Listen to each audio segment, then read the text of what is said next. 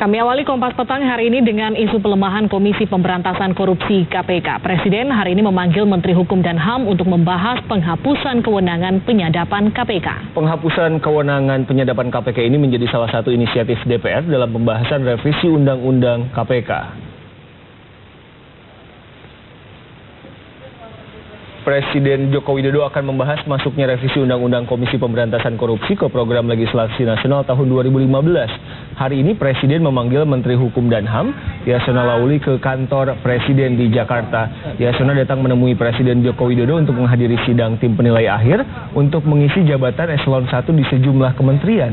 Selain untuk menghadiri sidang tim penilai akhir, Yasona Lawli juga akan memberi keterangan soal masuknya revisi undang-undang ke dalam prolegnas 2015. Presiden Joko Widodo disebut tidak mengetahui bahwa Menkumham dan DPR sepakat memasukkan revisi undang-undang KPK dalam prolegnas 2015. Bentar, Pak.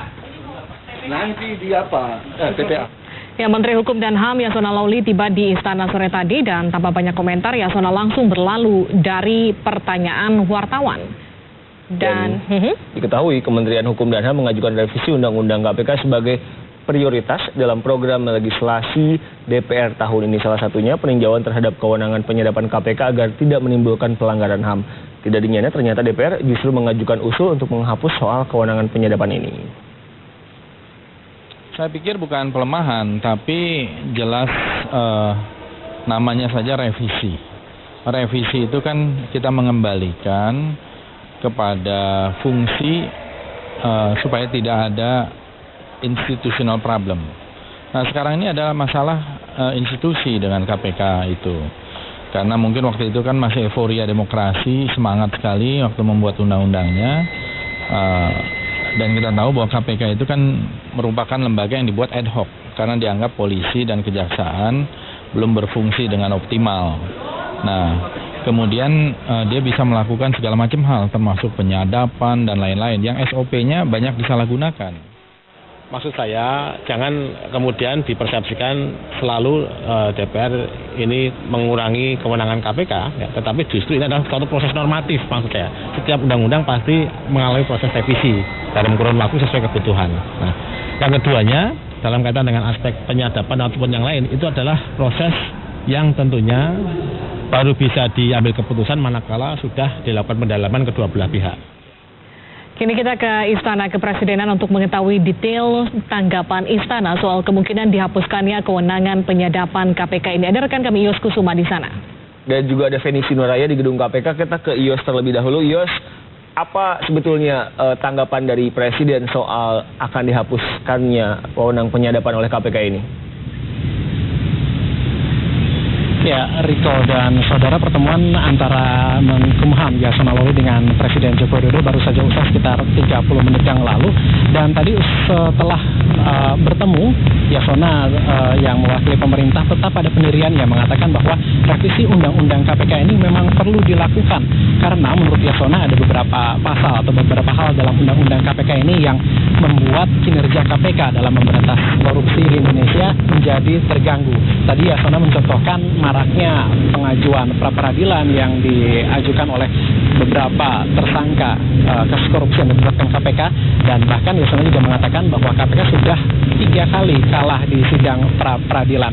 Hal ini tadi disampaikan oleh Yasona setelah Yasona menjelaskan kepada Presiden mengenai masuknya revisi Undang-Undang KPK ke dalam program legislasi nasional atau prolegnas di DPR sesuai dengan kesepakatan antara pemerintah dan DPR pada malam hari tadi. Namun tadi juga Yasona menegaskan bahwa masuknya revisi Undang-Undang KPK ke dalam prolegnas 2015 ini bukan inisiatif dari pemerintah. Menurutnya ini adalah inisiatif dari DPR karena dalam rapat tadi malam Yasona hanya mengajukan 10 undang-undang untuk dibahas dalam prolegnas 2015, diantaranya adalah undang-undang tentang bea materai, undang-undang tentang KUHP, dan juga undang-undang tentang migas. Namun ini tidak berarti bahwa pemerintah tidak setuju dengan masuknya revisi undang-undang KPK ke dalam prolegnas. Dan tadi juga Yasona mengatakan bahwa sepenuhnya menyerahkan ini kepada DPR. Berikutnya merupakan pernyataan dari Menteri Hukum dan HAM.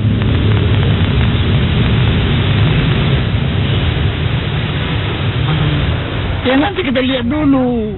yang diusulkan DPR-nya kan. Mana bisa aku campur dia susun itu, tidak bisa dong. Kan DPR kan mengusulkan, mereka bahas apakah di Komisi 3, di Balik atau di mana itu nanti baru masuk ke Bamus masuk ke paripurna, setuju baru dikirim ke Presiden. Presiden nanti mengirimkan menteri membahas bersama DPR. Di situ baru kita berdebat.